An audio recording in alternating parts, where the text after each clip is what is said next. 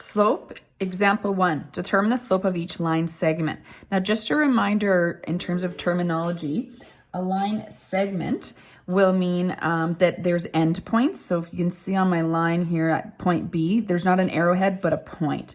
So if you don't see an arrowhead, it's called a line segment. If it has an arrowhead, we call it a line. So these are line segments because they have endpoints. Okay, so if we're gonna look at slope, we're gonna use our formula for rise over run. So then I'm gonna count the rise. I find it easy to draw what's called a slope triangle. So if I draw this distance down along here, and I draw a distance along here. So this is a slope triangle. So I can count the distance on the rise, 1, 2, 3, 4, 5, 6. So I have a rise of 6. Because this goes up from, as you read left to right, we would have a positive slope. So you want to think about the rise as positive 6.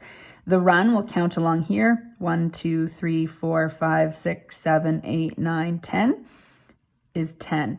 So 6/10, or we're going to reduce that. You always simplify your fractions, is 3/5. So your slope is 3/5. Let's look at B. I'm going to draw again a slope triangle. So I'm going to take my line segment. Since I've got nice endpoints here, we'll draw a slope triangle along here. And again, I want to write rise over run. So it's a good idea to write your formula. It helps you remember it. 1, 2, 3, 4, 5, 6, 7, 8, 9, 10. So we get 10. Now, we counted down, or I like to think if you just look at the angle of the line, it goes downwards as you read left to right. So this is actually going to be a negative slope. So we'll put a negative out front, or you can think about it as negative 10. The run is 5 because we go 1, 2, 3, 4, 5, and I can count 5. So negative 10 over 5. This has a slope of negative 2 over 1, or just negative 2.